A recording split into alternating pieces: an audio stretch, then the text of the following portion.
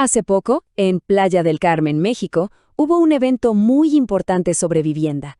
El foco principal fue una iniciativa llamada Vivienda para el Bienestar. Así que, en este análisis, vamos a meternos de lleno a desglosar las ideas y propuestas clave que se pusieron sobre la mesa. Ok, para empezar, hay una frase que lo resume todo, la idea central del evento.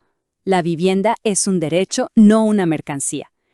Esta no es solo una frase bonita, ¿eh? Se presentó como el principio fundamental que busca, darle un giro completo a cómo se entiende y se maneja el acceso a una casa en México. Ahora, para poder entender la solución que proponen, es clave entender primero cuál es el problema que buscan resolver, ¿no? Vamos a ver qué diagnóstico hicieron los ponentes sobre las políticas de vivienda que había antes. Y bueno, durante el evento se planteó un contraste muy, pero muy claro. Es como si nos mostraran dos caras de la moneda. Por un lado, describieron el modelo anterior, al que calificaron como el que creaba problemas. Piensen en casas lejísimos, sin servicios y créditos que se volvían impagables. Y por el otro lado, pusieron su enfoque actual, que busca todo lo contrario. Espacios dignos, un financiamiento justo y, lo más importante, que la vivienda se trate como lo que ellos consideran un derecho. Ok, ya vimos el problema que diagnosticaron. Entonces, ¿cuál es la solución que se está proponiendo? Ahora sí, vamos a meternos a los detalles de cómo funciona este programa Vivienda para el Bienestar. A ver, uno de los puntos más fuertes del programa, según explicaron, es la simplificación.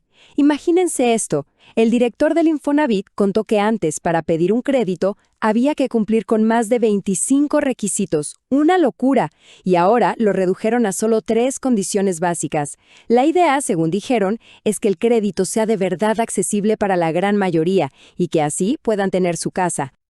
Pero ojo, que no todo es el crédito. El programa también se enfoca en la construcción. Y aquí viene un dato interesante. Se habló de la creación de nuevas viviendas con un costo promedio de 600,000 pesos.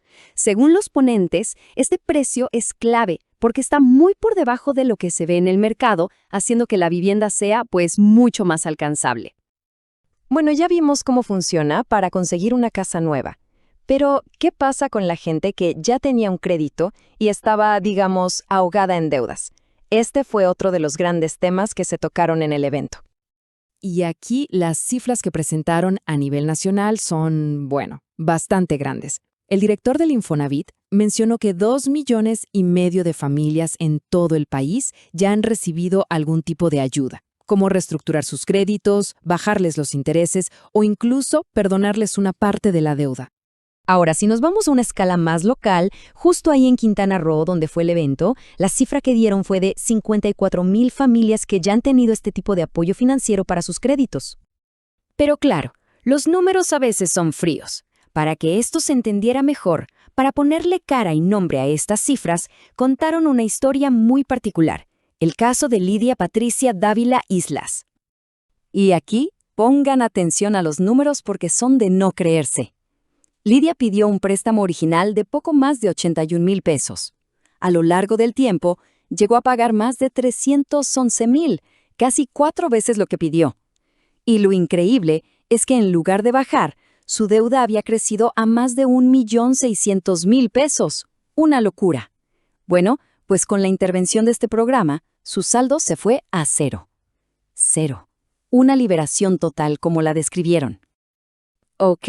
El tema de la deuda es enorme, pero no es lo único. También se habló mucho del impacto que todo esto tiene en el día a día, en la calidad de vida de las familias. Y para esto, nada mejor que escuchar a una de las beneficiarias, ¿no? El testimonio de Cecilia Ventura es muy potente. Ella dijo: "Tengo 35 años pagando renta. Ahorita tengo mi vivienda y estoy muy feliz". Sus palabras, lo dicen todo sobre lo que significa este cambio para una persona. Y para que nos demos una idea del cambio en su bolsillo, es un antes y un después. Ella misma contó que de pagar 8,500 pesos de renta cada mes, pasó a pagar una mensualidad de solo 1,900 pesos por su propia casa. La diferencia es abismal, un alivio financiero tremendo. Ya para ir cerrando el evento, la presidenta Sheinbaum tomó la palabra para, conectar todos estos puntos. puso estas iniciativas de vivienda dentro de un marco más grande, una filosofía de gobierno, y presentó los principios que, según ella, guían a su administración. Y estos principios son 3. El primero, por el bien de todos, primero los pobres. El segundo, no puede haber gobierno rico con pueblo pobre, lo que se traduce en 0 corrupción. Y el tercero, con el pueblo todo, sin el pueblo nada. Es importante señalar que este conjunto de principios fue presentado como la gran diferencia, el punto de quiebre con administraciones pasadas a las que se describió como gobiernos que estaban al servicio de privilegios y no de la gente. Y todo esto nos deja con una reflexión final, ¿no? Más allá de este programa en particular, lo que se plantea aquí es una pregunta de fondo. ¿Cómo se logra que los grandes principios de un gobierno se conviertan en políticas reales, que se sientan en el día a día? Y, pensando a futuro, ¿qué efectos tiene en una sociedad el empezar a definir la vivienda no como una mercancía, sino como un derecho fundamental?